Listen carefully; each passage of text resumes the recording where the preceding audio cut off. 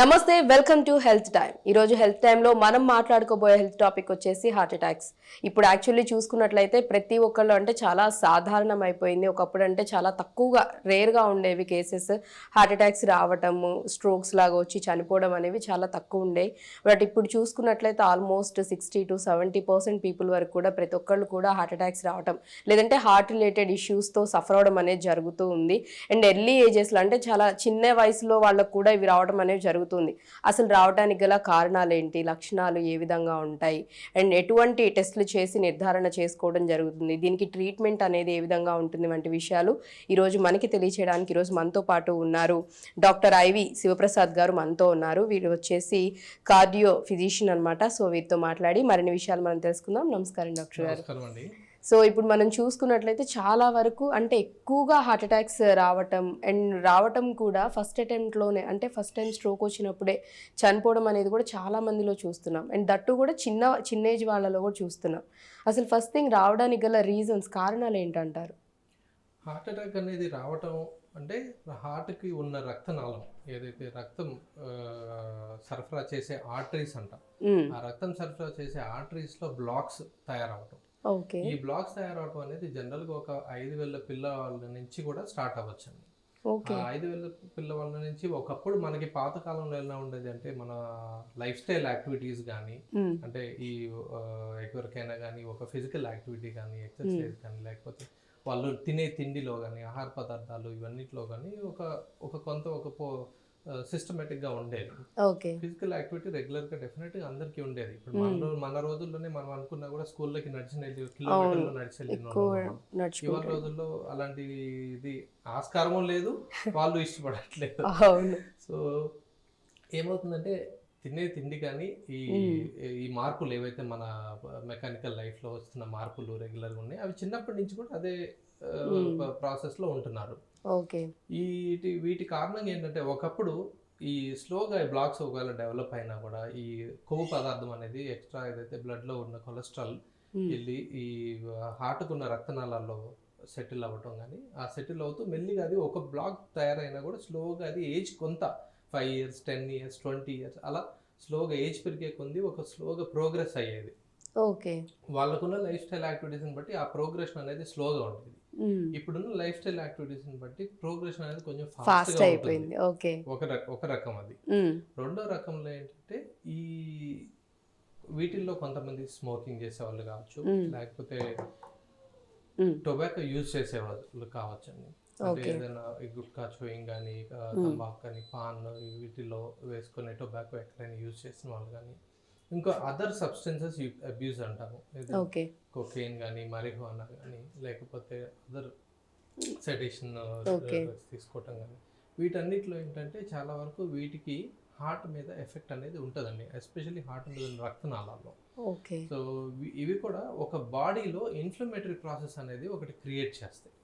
ఆ inflammatory process అనే దాంట్లో ఈ కొలెస్ట్రాల్ వెళ్ళి హార్ట్కున్న రక్తనాళాల్లో బ్లాక్స్ తయారు చేయటంలో అదే స్లోగా ప్రోగ్రెస్ అవ్వటం అనేది జరుగుతుంటుంది. ఎస్పెషల్లీ స్మోకింగ్ వాళ్ళలో ఒక పెద్ద బ్లాక్స్ డెవలప్ అవ్వకపోయినా కూడా చిన్న బ్లాక్ ఒక 10-20% బ్లాక్ ఉన్నా కూడా అది కానీ అన్స్టేబుల్గా ఉందనుకోండి, ఆ బ్లాక్ కానీ ఏమాత్రం ఆ బ్లాక్ అన్స్టేబుల్గా ఉన్నప్పుడు ఒక చిన్న క్రాక్ లాగా వచ్చినా కూడా దాంట్లో లోపల ఒక క్లాట్ ఫామ్ అయిపోతుంది. సో ఏజ్ రిలేటెడ్గా వచ్చే వాళ్ళకి ఒక నేచర్ ఆఫ్ బ్లాక్స్ అనేది కొంచెం డిఫరెంట్గా ఉంటుంది. ఎర్లీ ఏజెస్లో వచ్చే వాళ్ళ బ్లాక్స్ కొంచెం నేచర్ డిఫరెంట్గా ఉంటుంది.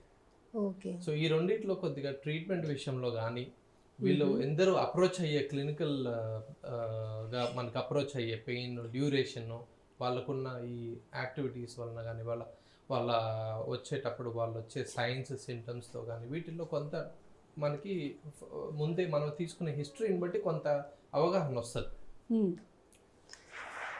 సో యంగ్ ఏజ్ వాళ్ళలో రావడానికి కారణాలు డెఫినెట్గా ఈ life style activities, substance abuse కావచ్చు, విపరీతమైన ఆహారంలో కొలెస్ట్రాల్ తిండి, బయట ఫుడ్స్ కానీ, లేకపోతే ఆయిల్వి కానీ ఎక్కువ మనకి ఎక్కడ కూడా పెద్దగా ఈ కంటైన్డ్గా ప్రాపర్గా ఇంట్లో అనుకోండి హెల్దీ ఫుడ్ తినడం అనేది బేసిక్గా తగ్గించేశారు, అది తగ్గిపోతుంది. సింపుల్ గా చెప్పాలంటే కొంతమంది ఉన్నారండి, బట్ వచ్చే పేషెంట్స్ లో కొంతమంది చెప్పే వాళ్ళలో రోజు బిర్యానీ తినే వాళ్ళు కూడా ఉన్నారు. అలాంటి వాళ్ళు డెఫినెట్ గా అలాంటి ఒక బాబుకి 28 ఇయర్స్ బాబు కూడా స్ట్రోక్స్ తో డెవలప్ అయ్యి ప్రెజెంట్ చేసిన వాళ్ళు ఉన్నారు అనమాట. సో ఇవన్నీ ఎవిడెన్సెస్ మనకి చూడటానికి. ఫస్ట్ ప్రథమంగా ఏంటంటే life style, activities, food, exercise, ఈ అలవాట్లు, హ్యాబిట్స్, స్మోకింగ్ హ్యాబిట్స్ అని అదర్ హ్యాబిట్స్, ఇలాంటివి ఇవన్నీ కూడా డెఫినెట్ గా close relation with young heart attacks. So heart attacks రావడానికి మాక్సిమం మెయిన్ రీజన్స్ అయితే ఇవి. సో వీటిలో ఏమన్నా తేడా జరిగినా ఛాన్సెస్ ఏజ్ రిలేటెడ్ గా ఉన్న దాంట్లో కొంత హెరిడిటరీ పరంగా రావచ్చు. సో వాళ్ళకు కూడా ఏంటంటే డయాబెటీస్ ఇంపార్టెంట్గా, డయాబెటీస్ ఏజ్ రిలేటెడ్ వాళ్ళలో డయాబెటీస్ ఎంత కంట్రోల్లో ఉంటే అంత బ్లాక్ ప్రోగ్రెషన్ అనేది స్లోగా ఉండొచ్చు. డయాబెటీస్ కంట్రోల్లో పెట్టుకోకుండా ఎవరైతే ఉంటారో వాళ్ళల్లో కొంచెం బ్లాక్ ప్రోగ్రెషన్ అనేది ఫాస్ట్గా జరగచ్చు. This is everything is not 100%.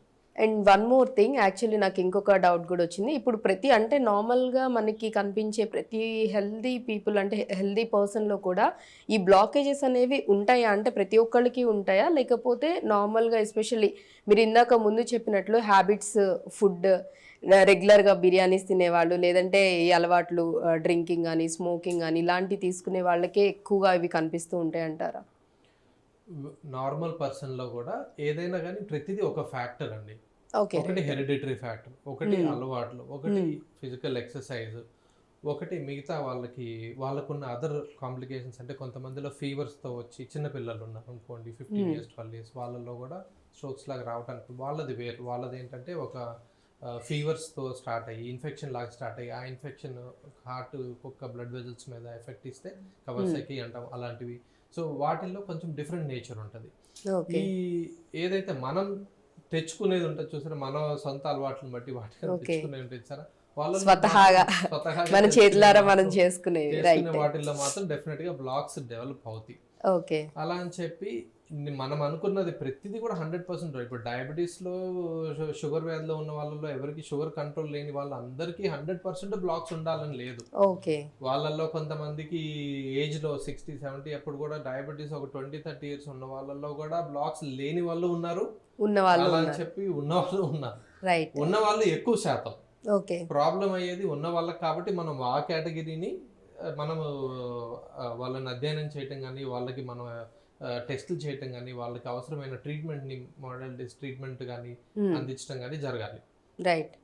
ఈ ఎవరైతే కొంత హెల్తీ కేటగిరీ ఉన్నారో వాళ్ళు they are already benefited. And అలాగే ఈ బ్లాకేజెస్ ఏవైతే ఉన్నాయో అంటే ఇనీషియల్ తక్కువ పర్సంటేజెస్, అంటే వాటిని ఎట్లా మీరు అంటే ఎంత ఉంది, ఎలా ఉంది, కంప్లీట్గా బ్లాక్ అయిపోయిందా, లేకపోతే ఇంకా అసలు కొన్ని కేసెస్లో కంప్లీట్గా బ్లాక్ అయిపోయింది, ఇమ్మీడియట్గా చేసేయాలి, బైపాస్ చేయాలి, లేదంటే ఇంకా ప్రాణాలకే ప్రమాదము, చాలా సీరియస్ కండిషన్, అది కూడా ఆల్ ఆఫ్ సడన్గా. అంటే మనిషి చాలా హెల్దీగా నార్మల్ తన జనరల్ థింగ్స్ అన్నీ చేసుకుంటూ ఉంటాడు, బట్ ఆల్ ఆఫ్ సడన్ ఏదో ఒకటి సడన్గా పడిపోవడము, లేకపోతే చెస్ట్ దగ్గర పెయిన్ వచ్చిందని చెప్పేసి పడిపోయిన వెంటనే ఇవన్నీ ఇలాంటివి కూడా జరుగుతూ ఉంటాయి. అంటే ఈజ్ ఇట్ హార్మ్ఫుల్? అంత హార్మ్ఫుల్గా ఉంటుందా బ్లాకేజెస్ అనేవి? అంటే లేకపోతే చిన్నగా ఉండటం వాటి పరిమాణాన్ని బట్టి, అంటే కొంచెమే అయిందా పెద్దగా అయిందా అనే దాన్ని బట్టి బేస్ చేసుకొని కూడా ఎఫెక్ట్ అనేది ఉంటుందంటారా? డెఫినెట్గా ఈ హార్ట్ అటాక్, మేజర్ హార్ట్ అటాక్లకి ఇప్పుడు అయితే వస్తుందండి, అది it is very important and early the best. Early time starts from the time when pain starts. అంటే పెయిన్ స్టార్ట్ అయినప్పటి నుంచి కూడా, అంటే ఆల్రెడీ హార్ట్ మధ్యలో డ్యామేజ్ అవడం మొదలైంది. సో పెయిన్ నుంచి ఆ పెయిన్ వచ్చిన తర్వాత ఎప్పుడైతే ఏది మేజర్ స్ట్రోక్, స్టెమీ అంటాం మనం, ST ఎలివేషన్ MI అంటాము, వీటిల్లో పెయిన్ స్టార్ట్ అయిన దగ్గర నుంచి ఎంత త్వరగా వస్తే అంత బెస్ట్ గా ట్రీట్మెంట్ జరగటానికి, వాళ్ళకి తర్వాత కాంప్లికేషన్స్ రాకుండా ఉండటానికి అవకాశం ఉంటుంది. వీళ్ళల్లో ఏంటంటే చాలా వరకు మనకి ఉన్న సొసైటీలో ఇష్యూ ఏంటంటే, ఈ ఏదైనా కానీ చెస్ట్ పెయిన్ వచ్చినప్పుడు ఫస్ట్ గ్యాస్ అనుకోవటం, కామనెస్ట్ గా మనం మిస్టేక్ చేసుకునేది self blunder mistake actually gas అనేది. సో పెయిన్ కూడా అందరికీ కూడా ఒకే ఇంటెన్సిటీతో పెయిన్ రాదండి. డయాబెటిక్ వాళ్ళలో పెయిన్ ఉండకపోవచ్చు, ఉన్నా కూడా కొంచెం ఏదైనా మైల్డ్ పెయిన్ లాగా, మైల్డ్ గ్యాస్ లాగా రావచ్చు వాళ్ళకి, గ్యాస్ అనేది బర్నింగ్ లాగా, చెస్ట్ స్వెట్టింగ్ రావచ్చు. సో ఏమీ లేకుండా ఒట్టి స్వెట్టింగ్ కూడా రావచ్చు. ఓకే, ఇవన్నీ యాక్చువల్లీ సిమ్టమ్స్. ఇవన్నీ సిమ్టమ్స్. అందుకని ఎప్పుడైనా ఏ సిమ్టమ్ వచ్చినా ఫస్ట్ ఒక డాక్టర్ ని వెళ్ళి కలిసి, దగ్గరున్న ఫిజిషియన్ కార్డియాలజిస్ట్ కలిసి వాళ్ళ సలహా తీసుకోవడం అనేది ఇంపార్టెంట్. ప్లస్ ఈసీజీ అనేది చాలా సింపుల్ టెస్ట్ అయిపోయింది. ఇవాళ రేపు మనకి ఎక్కడైనా కూడా ఈసీజీలు అవైలబుల్ ఉన్నాయి. ఈవెన్ ఇంటీరియర్స్ లో కూడా చాలా చోట్ల ఈజీగానే ఈసీజీ అవైలబుల్ ఉన్నాయి. వెళ్ళి ఎక్కడ ఈసీజీ పాయింట్ ఉన్నదో అక్కడికి వెళ్ళి ఒక ఈసీజీ తీసుకోవడమే. ఆ తీసుకున్న తర్వాత ఆ ఈసీజీని ఎవరికి వాట్సాప్ లో పంపినా, ఏ డాక్టర్ ఏ మెడికల్ పంపించినా వాళ్ళు ఇమీడియట్ గా మీకు ఇది ఎమర్జెన్సీ కాదా అని చెప్పగలుగుతారు. రైట్.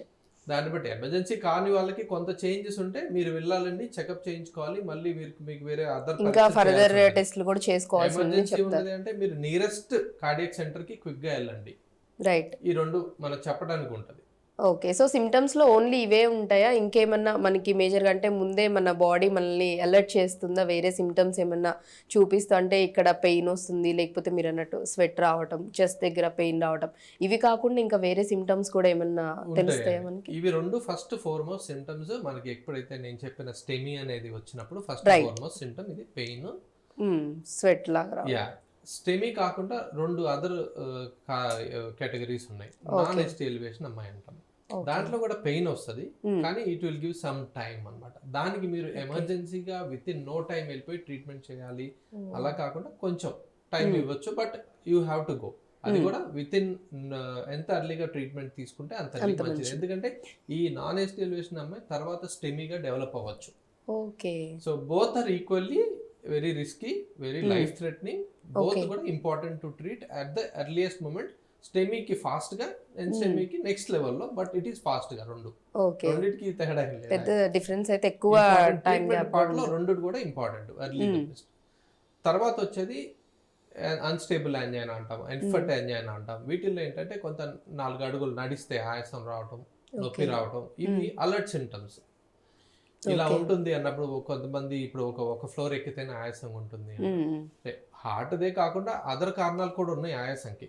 సో ఇలాంటి వాళ్ళు ఏంటంటే ఒకసారి డాక్టర్ దగ్గరికి పోయినప్పుడు, ఫిజిషియన్ దగ్గరికి వెళ్ళినప్పుడు వాళ్ళు మిగతా ఈసీజీ అనేవి, 2D ఎకో అనేవి, ఇట్లా ట్రెడ్మిల్ టెస్ట్ కానీ ఇలాంటివి చేయటం, హిమోగ్లోబిన్ ఎంత ఉంది చూడటం, ఇంకా అదర్ కిడ్నీ సంబంధించిన ప్రాబ్లమ్స్ ఏమైనా ఉన్నాయి, ఇలాంటివన్నీ కూడా ఎవాల్యుయేట్ చేసి కరెక్ట్ గా కార్డియాక్ రిలేటెడ్ గా ఉన్నదాన్ని కార్డియాక్ ట్రీట్ చేస్తే అది కరెక్ట్ గా ఉంటదండి. రైట్.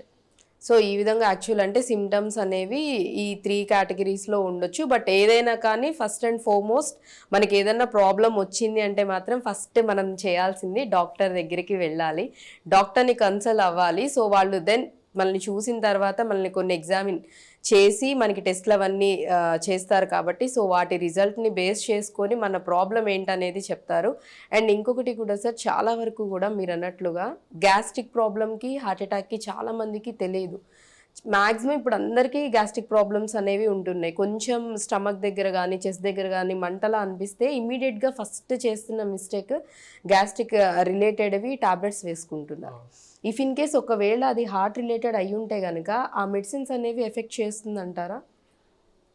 హార్ట్ది ప్రాబ్లం ఉండి గ్యాస్ లాగా బర్నింగ్ సెన్సేషన్ వచ్చింది అనుకోండి, ఆ టైంలో గ్యాస్ టాబ్లెట్ వేసుకున్నా పెద్దగా ఉపయోగం అయితే ఉండదండి. డెఫినెట్గా తగ్గదు.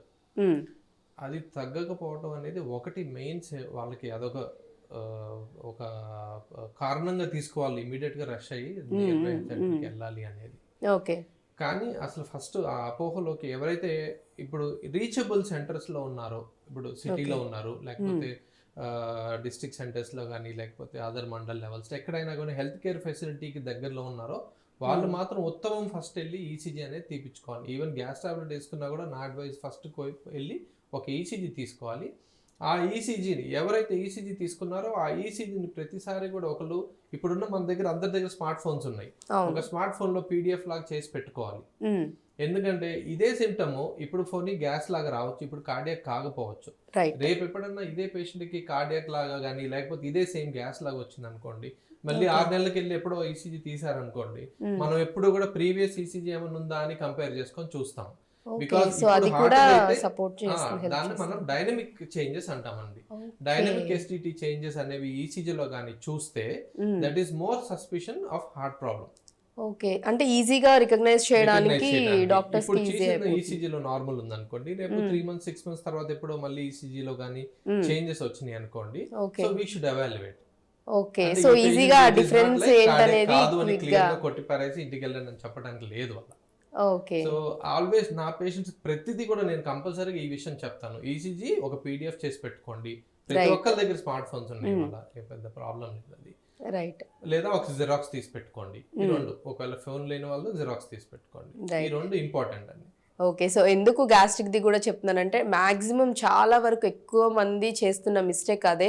గ్యాస్ట్రిక్ ప్రాబ్లమ్కి అండ్ హార్ట్ రిలేటెడ్ ప్రాబ్లమ్కి అది స్ట్రోక్ వచ్చిందనే తెలియక చాలా వరకు కూడా నెగ్లిజెన్సీ చేస్తారు అండ్ టైం వేస్ట్ కూడా చాలా చేసుకుంటూ ఉంటారు. సో అందుకని వాళ్ళ కోసమనే నేను మళ్ళీ అగైన్ సార్ని ఈ క్వశ్చన్ అడగడం జరిగింది. సో ఇమీడియట్గా మీకు అలాంటి సిమ్టమ్స్ కనిపించాయంటే మీ ఓన్గా మెడిసిన్స్ తీసుకొని మీకు మీరే డిసైడ్ అయిపోయి కాకుండా ఇమీడియట్గా దగ్గరలో ఉన్న డాక్టర్ని కన్సల్ట్ అయ్యి వాళ్ళు ఏం చెప్తారో విని దెన్ దాన్ని బట్టి మీరు ఫాలో అవ్వాలి. రైట్. అండ్ అలాగే టెస్ట్లో వచ్చేసి ఈసీజీ ఒక్కటి సరిపోతుంది అంటారా?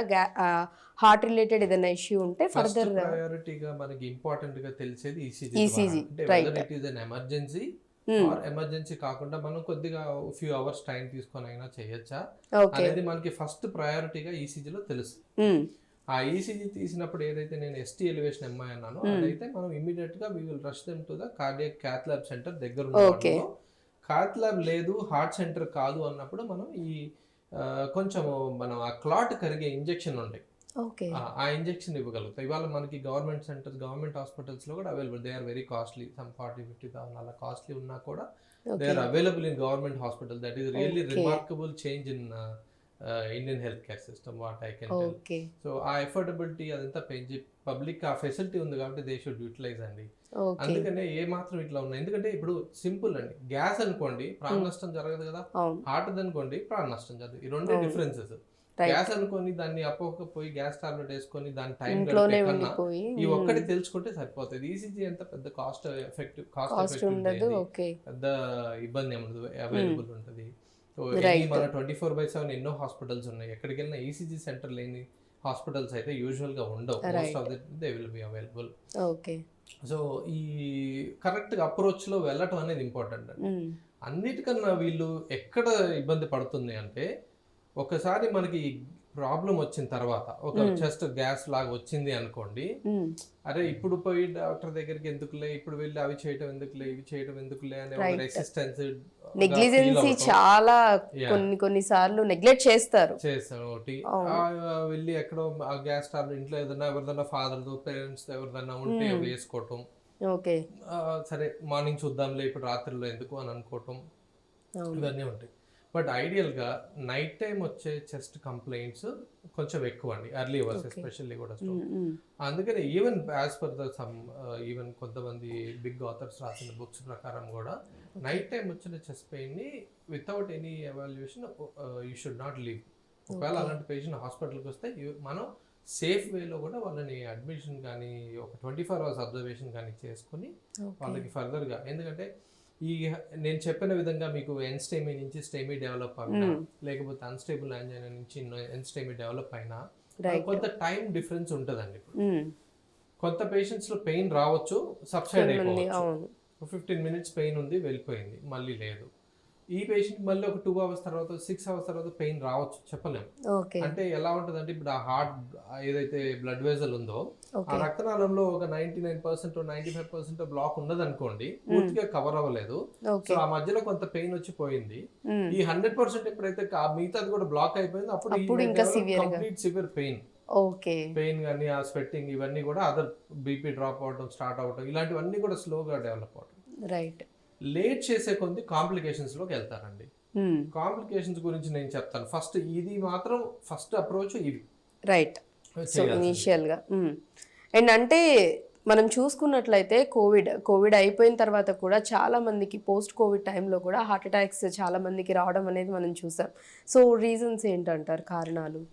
కోవిడ్లో డెఫినెట్గా మనకి కొన్ని స్టడీస్, ఈవెన్ లాస్ ఏంజలస్లో సెడార్ సినాయ్ అని కొన్ని యూనివర్సిటీ ఇన్స్టిట్యూట్స్లో కూడా కొంత స్టడీస్ అయితే జరిగినాయి. ఆ స్టడీలో కూడా around 29% increase in heart strokes between 29 years to 44 years age కేటగిరీలో పెరిగిందని చెప్పి ఒక మనకి దాని స్టడీ రిపోర్ట్ కూడా వాళ్ళు రిలీజ్ చేశారండి ఇంటర్వ్యూగా. ఓకే. సో అలాగే 44 to 60 ఇయర్స్ మధ్యలో వాళ్ళకు కూడా ఒక 16 to 19% వాళ్ళకి రైజ్ ఇన్ హార్ట్ స్ట్రోక్స్ అయ్యిందని చెప్పి అది కూడా స్టడీ ప్రకారం. సో ఎర్లీ ఏజ్ వాళ్ళలో ఎక్కువ స్ట్రోక్స్ రైజ్ అయినట్లు కనపడుతుంది మనకి బట్టి. సో దీంట్లో ఏంటంటే కోవిడ్లో మనకి 100% మనం స్ట్రిక్ట్గా చెప్పడానికి ఒక డేటా అనేది లేకున్నా కూడా, బట్ ఓవరాల్గా మనం చూస్తున్నా కూడా ఇప్పుడు వీఆర్ సీయింగ్ అది యంగ్స్టర్స్లో especially 3rd decade 4th decade of లైఫ్లో కొంతమంది సడన్ స్ట్రోక్స్ ఏమి హ్యాబిట్స్ లేకపోయినా కూడా, ఏమి అదర్ కారణాలు లేకపోయినా, హెరిడిటరీస్ లేకపోయినా కూడా చాలా మంది sudden cardiac arrest, sudden cardiac చాలా వరకు అంటే ఒక పాస్ట్ ఒక 3-4 ఇయర్స్ నుంచి చూసినట్లయితే హెల్దీగా ఉంటున్నారు. ఈవెన్ రెగ్యులర్గా వాళ్ళు వ్యాయామాలు ఇవన్నీ చేస్తూ ఉంటారు. ఫుడ్ విషయంలో కూడా చాలా కంట్రోల్గా ఉంటారు. బట్ ఆల్ ఆఫ్ సడన్ ఎందుకు అనేది తెలియదు. బట్ వాళ్ళు ఫస్ట్ అటెంప్ట్ లోనే ఇమ్మీడియట్ గా చనిపోవడం రావడం. నేను చెప్పినట్టు ఇందాక మీకు వాళ్ళలో ఫామ్ అయ్యేది మోస్ట్లీ వీళ్ళలో ఏంటంటే క్లాట్ ఫామ్ అవుతుందండి. రైట్. కోవిడ్తో కూడుకున్న బ్లాక్ లాగా కాకుండా ఎక్కువగా వీళ్ళలో బాగా క్లాట్ అంటే రక్తం గడ్డగట్టిపోతాం. ఓకే. సో ఫ్యాట్ వల్ల కాకుండా ఓన్లీ బ్లడ్ క్లాట్ అయిపోతుంది. ఫ్యాట్ అది ఉంటది, చిన్న బ్లాకేజ్ ఉన్నది, అది కంప్లీట్ గా బ్లాక్ ఉండాల్సిన అవసరం లేదు. Even small blocks with fat ఉన్నా కూడా అది చిన్న ఏమైనా క్రాక్ రప్చర్స్ అట్లా అన్స్టేబుల్ ప్లాక్ అంటాము, అలాంటి వాటిల్లో మాత్రం కానీ ఉన్నా అవి పెద్ద క్లాట్ లాగా ఫామ్ అవ్వచ్చు. సో అది జరిగిన వాళ్ళలో ఎస్పెషల్లీ ఈ స్మోకర్స్ వీళ్ళలో కూడా అంతకుముందు వాళ్ళలో యంగ్ ఏజ్ స్మోకర్స్ లో కూడా ఇలా హార్ట్ స్ట్రోక్స్ వచ్చింది దీనికి కారణంగానే. ఓకే. కోవిడ్లో కూడా ఇలాంటి రెస్పాన్సే ఒక ఇన్ఫ్లమేటరీ స్టేటస్, బాడీ ఇన్ఫ్లమేటరీ అంటే ఎప్పుడైతే కోవిడ్ వైరస్ ఎక్స్పోజ్ అయ్యారో, కోవిడ్ తర్వాత ఏదైతే ఇన్ఫెక్షన్ వస్తుందో బాడీ సెల్ఫ్ ఇమ్యూనిటీ ఏదైతే దాన్ని ఫైట్ చేస్తుందో అప్పుడు కూడా మనం ఈ సైటోకైన్ స్టార్మ్ అని ఇలా మనం కోవిడ్ టైంలో చాలా డిస్కషన్స్ అవి చేసాం. రైట్. ఈ బాడీ రెస్పాన్స్ ఇన్ఫ్లమేటరీ రెస్పాన్స్ అనేది బాడీలో ఏదైతే ఉంటుందండి దానివల్ల బ్లడ్ కొంత థిక్నెస్ పెరగటం కానీ, లేకపోతే బ్లడ్ ఈ హార్ట్కు ఉన్న ఆర్టరీస్ మీద ఉన్న ఈ ఇన్ఫ్లమేటరీ స్టేటస్ వల్ల వాటిలో బ్లాక్స్ లాగా డెవలప్ అవటం, వాటికి కొంత సైజు పెరగడం, థిక్నెస్ పెరగటం కానీ, వాల్స్ థిక్నెస్ పెరగటం కానీ, ఇవన్నీ కూడా మనకి ఉన్నాయి. ఈవెన్ అటాప్సీ అంటే చనిపోయిన వాళ్ళల్లో కూడా అటాప్సీ చేసిన తర్వాత చూసినప్పుడు కోవిడ్లో బాగా ఎక్స్పోజ్ అయ్యి బాగా సివియర్ కోవిడ్ హై వైరల్ లోడ్స్తో ఉన్న వాళ్ళల్లో కొంతమందిలో ఆర్టరీస్లో ఇన్ఫ్లమేటరీ స్టేటస్ ఉండటం కానీ, ఇన్ఫ్లమేషన్ వల్ల హార్ట్లో క్లాట్స్ ఫామ్ అవటం అనేది నిర్ధారణ జరిగింది కొన్ని. సో సేమ్ ప్రొసీజర్ కోవిడ్లో జరుగుతుంది కాబట్టి, బట్ మనకి జనరల్గా మన పాపులేషన్లో యంగ్ ఏజ్లో హార్ట్ అటాక్స్ తక్కువ, బట్ ఎల్డర్ ఏజ్లో ఎక్కువ శాతం ఉంటాయి. ఇక్కడ యంగ్ ఏజ్లో ఎక్కువ జరగడానికి కారణాలు ఇవన్నీ ఇన్ఫెక్షన్ కానీ, లేకపోతే other habits, life style habits, ఒక్కొక్క ఫ్యాక్టర్ అండి. ఇప్పుడు ఒక ఫ్యాక్టర్తో ఇంకోటి ఫ్యాక్టర్ యాడ్ అయితే వాళ్ళ రిస్క్ పర్సంటేజ్ పెరుగుతూ ఉంటుంది. ఇప్పుడు ఇదే పేషెంట్ ఒకవేళ స్మోకింగ్ చేస్తారనుకోండి, ఆయన రిస్క్ అనదర్ ఇంక్రీజ్ అయ్యే ఛాన్స్. ఇతనికే మళ్ళీ ఫ్యామిలీలో ఎవరికైనా హిస్టరీ ఉంది, లేకపోతే ఇతనికి బాగా కొలెస్ట్రాల్ ఎక్కువ ఉంది, బ్లడ్లో ఎక్కువ కొలెస్ట్రాల్ విపరీతంగా ఉందన్నమాట. సో వీళ్ళకి ఇంకా యాడ్ ఆన్ అవుతూ ఉంటుంది రిస్క్ ఫ్యాక్టర్. ఓకే. అండ్ అలాగే ప్రతి చెస్ట్ పెయిన్ కూడా హార్ట్ అటాక్ అవుతుంది అంటారా? అంటే ఈవెన్ హార్ట్ రిలేటెడ్ పెయిన్స్ అవుతాయి అంటారు. ఇది కూడా ఒకటి మనం అనుకోవాల్సిన యాక్చువల్లీ గుడ్ క్వశ్చన్ ఇది. మనకి పోస్ట్ కోవిడ్ ఎప్పుడైతే ఈ సర్జ్ ఉన్నదో, జనరల్ ఏదైతే మీడియా కానీ మీరు అందరు అవేర్నెస్ బాగా తెస్తున్నారు, డాక్టర్స్ కానీ హాస్పిటల్స్ హెల్త్ కేర్ సిస్టంలో అందరూ కూడా చాలా అవేర్నెస్ తెస్తున్నందువలన చాలా మంది పేషెంట్స్ హార్ట్ పెయిన్ కాకపోయినా కూడా మజిల్ పెయిన్ కానివ్వండి, గ్యాస్ట్రిక్ కానీ వాళ్ళు టర్న్ అవుతున్నారు, వచ్చున్నారు, చూపించుకుంటున్నారు, అన్ని ప్రాపర్ గా వాళ్ళు కొద్దిగా ఎవాల్యుయేట్ చేసుకుని వాళ్ళే అడుగుతున్నారు. సార్ ఇప్పుడు ఈ ఏజ్ లో కూడా వస్తున్నాయి కదా, మాదైతే అది కాదు కదా అనే ఉద్దేశంతో వాళ్ళు అడగటం చాలా సంతోషం. రియల్ గా వాళ్ళు అంటే జనరల్ అవేర్నెస్ అయితే బాగా వచ్చింది, చాలా వచ్చింది. అండ్ వాళ్ళు వచ్చి ఎవాల్యుయేట్ చేయించుకుంటారు. అన్ని చెస్ట్ పెయిన్స్ హార్ట్ పెయిన్స్ కాదండి. ఓకే. చెస్ట్ పెయిన్ వచ్చి ఆయాసం లాగా అనిపించడం, చాలా యాంగ్జైటీగా ఫీల్ అవడం, నాకేదో అయిపోతుంది అనే ఫీలింగ్ లో బాగా ఉండటం, స్వెట్ బాగా తడిసిపోవడం, ఏమైనా గిడ్డినెస్ లాగా రావటం, లేకపోతే హార్ట్ బీటింగ్ బాగా ఫాస్ట్గా వెళ్ళిపోవడం, ఇలాంటి లక్షణాలు ఉన్నప్పుడు మాత్రం డెఫినెట్గా it goes more heart side అనమాట. అందుకని అవి ఎర్లీగా చూపించుకోవాలి. అలా కాకుండా ఏదైనా ఇప్పుడు హ్యాండ్స్ పెయిన్స్ కానీ లేకపోతే మస్కులర్ పెయిన్స్, లేదా ఈ మధ్యనే జస్ట్ వెళ్ళి జిమ్ స్టార్ట్ చేశారు ఒక 5 రోజులు, మస్కులర్ పెయిన్స్ ఉంటాయి, మస్కులర్ ఫెటిగ్ ఉంటుంది. సో ఈ పెయిన్స్ ని మనం అర్థం చేసుకోగలం హార్ట్ కాదు అని. బట్ వాళ్ళకి వచ్చే పెయిన్ ఇక్కడ ఉంటది కాబట్టి చెస్ట్ అనుకొని వాళ్ళు ఈవెన్ గ్యాస్ట్రిక్ వి కూడా కొంచెం ఈ మజిల్స్ పార్ట్ లో ఇక్కడ చెస్ట్ దగ్గర వచ్చినప్పుడు కూడా చాలా మందికి అది ఏ పెయిన్ ఏంటో, ఎందుకన్నా మంచిది ముందు వెళ్ళి యాక్చువల్లీ డాక్టర్ ని కన్సల్ట్ అవుదామని ఆలోచించే వాళ్ళు కూడా చాలా మంది ఉన్నారు. అది మాత్రం మంచిదే యాక్చువల్గా. ఓకే, బికాస్ ఒక టోటల్ గా హార్ట్ పెయిన్ కాదని ఎంత నాలెడ్జ్ ఉండే ఎక్స్పీరియన్స్డ్ అయిన సీనియర్ డాక్టర్, సీనియర్ కార్డియాలజిస్ట్ దగ్గర కూడా వాళ్ళకి అన్ని కూడా చూసి మళ్ళీ ఒకసారి ఈసీజీ చేసి 2D ఎకో చేసి దాన్ని బట్టే నిర్ధారణ చేయగలరు. కానీ పైనుంచి చూసి అయితే చెప్పారు ఇప్పుడు ఆ రిస్క్ తీసుకోలేమండి. సో ఇమీడియట్ గా ఈసీజీ అయితే మస్ట్ అండ్ షుడ్ గా చేస్తారు. ECG simple and more informative test. So life saving అనుకోవాలి ఒక రకంగా. ఫస్ట్ కాంటాక్ట్ లో ఇట్ ఈస్ లైఫ్ సేవింగ్. ఎవరికైనా హార్ట్ అటాక్ వచ్చిన ముందు మీరు అన్నట్లు బైపాస్ ఎమర్జెన్సీగా చేయాలన్నా, ఎమర్జెన్సీగా స్టెంట్ వేయాలన్నా, ఎమర్జెన్సీగా రక్తం కరిగే ఇంజెక్షన్ ఇవ్వాలన్నా అన్నిటికీ ముందు తీయాల్సింది ఫస్ట్ ఈసీజీ. ఓకే, సో దాన్ని అంటే దానిలోనే తెలిసిపోతుంది మొత్తం మంది అంటే ప్రాబ్లం ఏంటనేది క్లియర్ గా తెలుస్తుందండి. Emergency, non emergency, life saving కి ఇతను ఫర్దర్ గా మనం ఏం చేయాలి, ఇతనికి ఫర్దర్ గా ఎవాల్యుయేట్ చేయాలా, అయితే అవసరం లేదు ఇది లుకింగ్ లైక్ నార్మల్, లేకపోతే ఇప్పుడు ఎమర్జెన్సీగా ఇతనికి ఏమైనా ట్రీట్మెంట్ చేయాలా అనేది అట్లీస్ట్ మోస్ట్ ఆఫ్ ద, అంటే 100% కాకపోతే but it will give most of the information for a first medical contact doctor. Okay, and అలాగే బాగా ఓవర్ వెయిట్, ఎక్కువ వెయిట్ ఉన్న వాళ్ళు, ఒబేసిటీ ఉన్న వాళ్ళు, అండ్ అలాగే బీపీ హై బీపీ కానీ లో బీపీ కానీ ఉన్న వాళ్ళకు కూడా చాలా వరకు కూడా ఎక్కువ ఛాన్సెస్ ఉంటాయని అంటూ ఉంటారు. హార్ట్ అటాక్ కానీ లేకపోతే హార్ట్ రిలేటెడ్ ఇష్యూస్ రావడానికి పాసిబిలిటీస్ ఎక్కువ ఉంటాయంటారు. సో అంటే నిజమేనా, ఛాన్సెస్ ఎక్కువగానే ఉంటాయంటారా? ఎలాగైతే డయాబెటీస్ గురించి మనం అనుకున్నామో, షుగర్ వ్యాధి ఎక్కువ హార్ట్ అటాక్స్ వచ్చే అవకాశం ఉందని అనుకున్నాము, అలాగే హైపర్ టెన్షన్ కూడా ఒక రిస్క్ ఫ్యాక్టర్. ఓకే, అలాగే బాగా ఒబేసిటీ ఉన్న వాళ్ళలో కూడా, ఒబేసిటీ ఉన్న వాళ్ళందరిలో హార్ట్ బ్లాక్స్ ఉండాలని లేదండి. కానీ ఒబేసిటీ ఉన్న వాళ్ళలో ఏంటంటే జనరల్ గా వాళ్ళలో ఎక్కువ శాతం హార్ట్ బ్లాక్స్ ఉండే అవకాశం ఉంది. ఎందుకంటే వాళ్ళు ఎక్కువగా మొబిలిటీ ఉండదు, వాళ్ళకి ఏమన్నా ముందు అలార్మింగ్ సైన్స్ కూడా తక్కువగా ఉంటాయి. ఇప్పుడు కాళ్ళ నొప్పులు ఉంటాయి, మోకాళ్ళ నొప్పులు ఉన్నాయి అనుకోండి, వాళ్ళు ఎక్కువగా తిరగలేరు కదా. ఆ హార్ట్ సైన్స్ అనేవి ఎప్పుడు తెలుస్తాయి, క్రానిక్ గా స్లోగా డెవలప్ అయ్యే బ్లాక్స్. వీళ్ళు బాగా నడుచుకెళ్ళినప్పుడు ఒక ఫ్లోర్ 2 ఫ్లోర్లు ఎక్కగలిగినప్పుడు ఆయాసంగా రావడం, లేకపోతే ఇక్కడ పట్టడం, ఇట్లాంటివి వస్తే వాళ్ళకి అలార్మింగ్ సైన్స్ అవన్నీ ముందుగా తెలియటానికి. ఈ ఎక్కువగా తిరగలేని వాళ్ళు, బెడ్ రిడన్ పేషెంట్స్, వీళ్ళలో జనరల్ గా సడన్ గా వచ్చిందే మనకు తెలియచ్చు అనమాట. Okay, right. అండ్ అలాగే ఫైనల్ గా హార్ట్ అటాక్స్ అంటే ఇనీషియల్ ఒకవేళ సిమ్టమ్స్ తెలిసినప్పుడు ఫస్ట్ స్టెప్ చేయాల్సింది ఏంటి, అండ్ దీనికి ట్రీట్మెంట్ కూడా ఏ విధంగా ఉంటుంది? ఎందుకంటే చాలా వరకు కూడా కొంచెం ఆ పెయిన్, చెస్ట్లో పెయిన్ వచ్చిందంటే ఫస్ట్ భయపడిపోతూ ఉంటారు. సో ఇనీషియల్గా ఫస్ట్ స్టెప్ వాళ్ళు పేషెంట్స్ మీ వరకు అప్రోచ్ అయ్యేలోపు ఏ విధంగా ఉండాలనేది ఫస్ట్ క్వశ్చన్. అండ్ నెక్స్ట్ వచ్చేసి ట్రీట్మెంట్స్ ఏ విధంగా ఉన్నాయి ఇప్పుడు ఎట్ ప్రెసెంట్ దీనికి హార్ట్కి రిలేటెడ్ సంబంధించి? ఫస్ట్ మీరు అడిగిన క్వశ్చన్ గురించి అయితే ఇమ్మీడియట్ గా ఇంట్లో ఇప్పుడు జనరల్ పబ్లిక్ లో కూడా ఫ్రమ్ ది స్కూల్స్ ఉన్న బుక్స్ తో సహా వాళ్ళకి బేసిక్ లైఫ్ సపోర్ట్ అనేది నేర్పించాలండి. చాలా అవసరం ఇప్పుడు మనకి బేసిక్ లైఫ్ సపోర్ట్ అనేది. అంటే ఈవెన్ ఇంట్లో ఉన్న చిన్న పిల్లోడు కూడా సిపిఆర్ చేసే అవకాశం ఉంది, చేయగలగాలి, వాళ్ళకి ఆ నాలెడ్జ్ ఇవ్వాలి. రైట్, దేర్ వర్ ఇన్సిడెన్సెస్ మనం అప్పుడప్పుడు చూస్తుంటే, అవును, చాలా మంది ఈవెన్ పోలీస్, ట్రాఫిక్ పోలీసులు కూడా డన్ వెరీ గుడ్ జాబ్. ఎందుకంటే చాలా మంది పోలీసు, ఒకళ్ళిద్దరు కాదు, we have seen so many.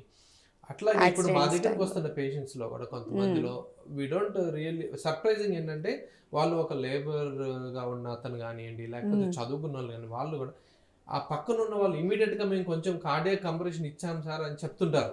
ఇలా పడిపోయారని పడిపోగానే మేము ఇచ్చి తర్వాత లేసారి తీసుకొచ్చామని చెప్తాం. So it gives very good information అనమాట. జరిగింది, వీళ్ళు చేయగలిగారు ఇమీడియట్ గా. సో ఇది బాగా స్ప్రెడ్ చేయాలండి. ప్రతి మనిషికి కూడా బేసిక్ లైఫ్ సపోర్ట్ అనేది నేర్పడం చాలా ఇంపార్టెంట్. సో ఫస్ట్ ఎయిడ్ లాగా ఒకవేళ ఇలాంటి హార్ట్ రిలేటెడ్ ఇంట్లో జరిగినప్పుడు మీరు అన్నట్లు ఎప్పుడైతే పెయిన్ వచ్చిందో, పెయిన్ వచ్చిన తర్వాత ఒకవేళ కానీ మనిషి కొలాప్స్ అయితే ఫస్ట్ అండ్ ఫార్మోస్ట్ చేయగలిగేది BLS support, basic life support లో చేసిన హార్ట్ కంప్రెషన్స్ తో పాటు బ్రీతింగ్ సపోర్ట్ ఇస్తే చాలా మంది రికవర్ అయ్యే అవకాశం ఉంటుంది. ఈ రికవర్ అయిన వాళ్ళని ఇమీడియట్ గా హాస్పిటల్ కి తీసుకెళ్ళాలి. సో అలా ఎంతసేపు అంటే ప్రెషర్ ఎంత పెట్టొచ్చు అంటారు? కళ్ళు తెరిచి ఓకే, కొంచెం బ్రీతింగ్ తీసుకునేంత వరకు ఓకే ఉండాలి. అట్లీస్ట్ ఒక మనం ఏంటంటే వీళ్ళు జనరల్గా ఒక హెల్ప్ అడగాలి నెక్స్ట్. సో ఇద్దరు కలిసి ఉంటే హెల్ప్ అనేది ప్రాంప్ట్ గా జరుగుతుంది జరిగే కంప్రెషన్. ఓకే, సో వాళ్ళకంటే ఎయిర్ ఒకటి అందించాలి అండ్ కంప్రెషన్ అనేది ఫస్ట్ స్టెప్ ఉండాలి. రైట్. సో ఇవన్నీ కూడా వాళ్ళకు ప్రోటోకాల్డ్ మెజర్స్ గా ఉంటది కాబట్టి అది నేర్పించాలి. రైట్. ఈ సిస్టమ్ అనేది స్కూల్స్ లెవెల్ నుంచి స్టార్ట్ చేస్తే చాలా ఉపయోగం. అవును, సో ఆల్మోస్ట్ చాలా వరకు కూడా చాలా చోట్ల చేస్తూనే ఉంటున్నారు. బట్ ఇంకా దీని గురించి అవగాహన అవేర్నెస్ అనేది తెస్తే ఇంకా బెటర్ అవుతుందన్నారు. సో నార్మల్ గా వచ్చిన వాళ్ళకి ట్రీట్మెంట్స్ అనేవి ఏ విధంగా ఉంటాయి అంటే హార్ట్ అటాక్స్ తో వచ్చిన వాళ్ళకి సో ట్రీట్మెంట్స్ ఏ విధంగా ఉన్నాయి? ఇప్పుడు యాక్చువల్లీ చూస్తే మెడికల్ దీనికి సంబంధించి ప్రతిదీ మెడిసిన్ కానివ్వండి, లేకపోతే యూజ్ చేస్తున్న ఎక్విప్మెంట్స్ కానివ్వండి, సర్జరీస్కి దేనికైనా కానీ ది బెస్ట్ అనేది ఇస్తున్నారు. ఎవరు కూడా అసలు కాంప్రమైజింగ్ అనేది లేదు, ఈవెన్ గవర్నమెంట్ హాస్పిటల్స్లో కూడా. సో వీళ్ళకి ట్రీట్మెంట్స్ ఏ విధంగా ఉన్నాయి? ఎందుకంటే చాలా వరకు కూడా ఎక్కువ ఖర్చు అవుతుందేమో, ఎక్కువ డేస్ ఉండాలేమో, ఇలాంటి రకరకాల అపోహలు భయాలతో ఉండే వాళ్ళు కూడా ఉంటారు కాబట్టి సో అందుకని క్వశ్చన్ అడుగుతున్నాను అనమాట. ట్రీట్మెంట్ మోడాలిటీస్ లో చాలా అడ్వాన్స్ అయిందండి. Cardiology is one of the sciences advanced గా ఎప్పటికప్పుడు అప్డేట్ అవడం, ఎప్పటికప్పుడు న్యూయెస్ట్ ప్రొసీజర్స్ రావటం కానీ జరగడం. ఒకప్పుడు సర్జరీస్ బైపాస్ అంటే open thoracic and chest open చేయటం కానీ చేయాల్సిన సర్జరీస్ కానీ హార్ట్ ఓపెన్ చేసే సర్జరీస్ లో కానీ చాలా సర్జరీస్ ఇప్పుడు అవాయిడ్ చేసి మన స్టెంట్ లాగా పెర్క్యుటేనియస్ అంటాము, మన తొడ ద్వారా కానీ లేకపోతే చేతి ద్వారా కానీ చేయగలిగే ప్రొసీజర్ లాగా చాలా వచ్చేసినాయి. రైట్. సో వీటి వల్ల మనకి అడ్వాన్స్మెంట్ అనేది ట్రీట్మెంట్ లో చాలా ఉంది. ఫస్ట్ అండ్ ఫార్మోస్ట్ తెలియాల్సింది ఏంటంటే పేషెంట్కి ఒకసారి మనం హార్ట్ స్ట్రోక్ అని నిర్ధారణ అయిన తర్వాత వాళ్ళకి జనరల్ గా మనం ఆప్షన్స్ చెప్తారు. అంటే అందరికీ కూడా మనం వెళ్ళిన ప్రైవేట్ సెంటర్ని బట్టి కానీ లేకపోతే గవర్నమెంట్ సెంటర్ని బట్టి కానీ కొంత వేరే.